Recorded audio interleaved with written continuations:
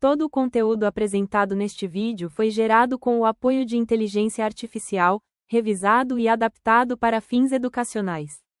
Geometria. Sabe quando a gente pensa nessa palavra, logo vem à cabeça aquela matéria da escola, né? Mas e se eu te disser que ela é muito mais do que isso?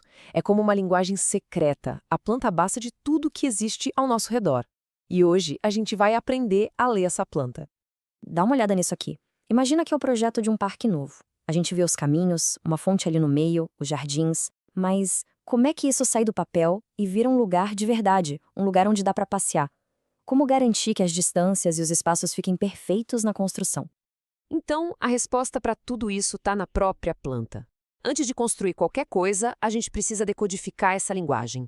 E essa linguagem, claro, é a geometria. Vamos começar pelo básico, o beabá de tudo. Tudo, absolutamente tudo, começa com o elemento mais simples que existe, o ponto. Um ponto não tem tamanho, não tem largura, não tem nada, ele só diz aqui. É o começo de qualquer desenho, a localização exata de um canto de rua de uma árvore ou do centro daquela nossa fonte. É como as coordenadas de um GPS, são só pontos num mapa gigante. Ok, agora, e se a gente ligar dois desses pontos? A gente cria o caminho mais curto entre eles, uma reta. Ela tem começo, tem fim e representa distância, direção. Pensa nela como o esqueleto de todas as formas. Os caminhos do parque, as paredes de um prédio, tudo é feito de linhas que conectam pontos. E quando duas linhas se encontram, o que acontece? Elas formam um ângulo. O ângulo é o que mede a curva ou a virada entre elas. É isso que dá personalidade para as formas, sabe? Uma esquina bem pontuda, uma curva mais aberta, tudo isso é definido pelos ângulos. E o mais legal dessa classificação toda é como ela define o mundo ao nosso redor. Os ângulos agudos criam as pontas. Os ângulos retos, de 90 graus, nos dão aqueles cantos perfeitos de caixas de prédios. E os obtusos criam aberturas mais largas, mais suaves. Uma pequena mudança no ângulo pode mudar completamente uma forma.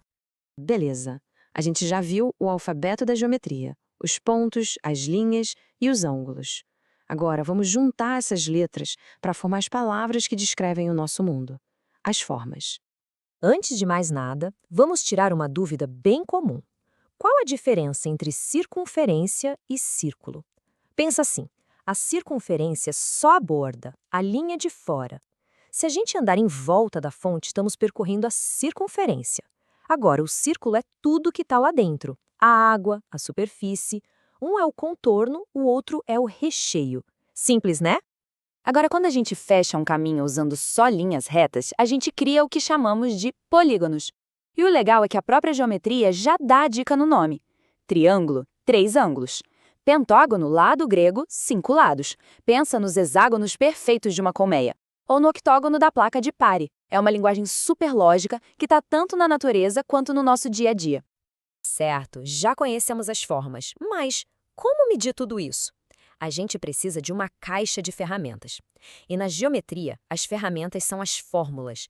São elas que nos permitem transformar formas em números exatos, tirados direto da nossa planta. E essa aqui é uma das ferramentas mais poderosas que existem. A fórmula da distância, na verdade, é o famoso teorema de Pitágoras disfarçado. Imagina que a distância horizontal entre dois pontos é um lado de um triângulo, e a distância vertical é o outro.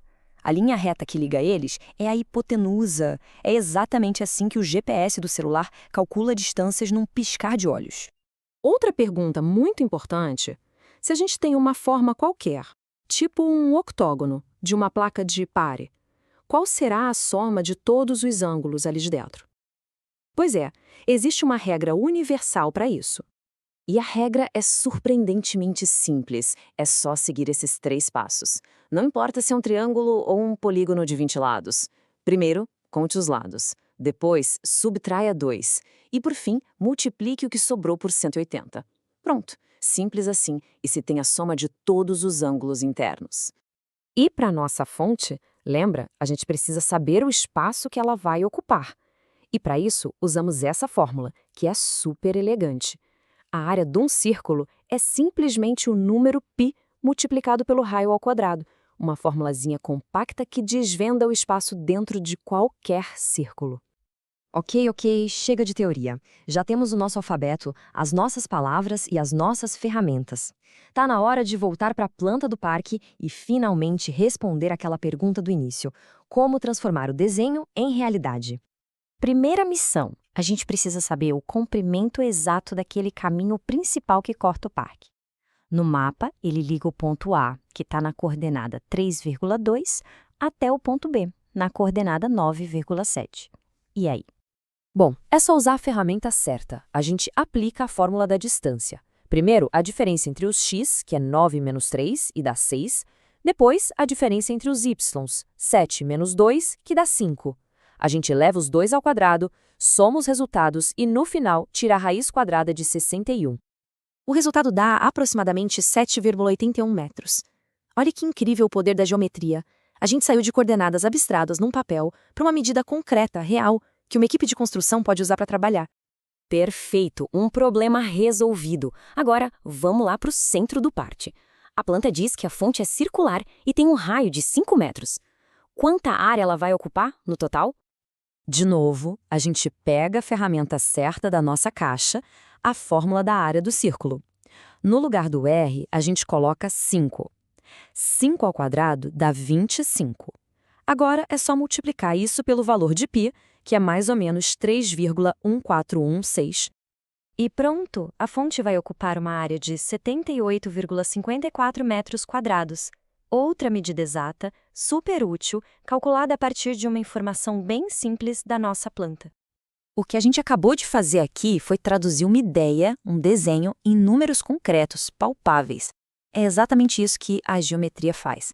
Ela nos dá o poder de descrever, medir e construir o mundo físico com uma precisão impressionante. Então, o que fica de tudo isso? Primeiro, que a geometria é, de fato, a linguagem da estrutura. Segundo, que com algumas fórmulas bem simples, a gente consegue descobrir medidas super complexas. E o mais importante de tudo, ela é a ponte que liga uma ideia no papel à sua construção no mundo real.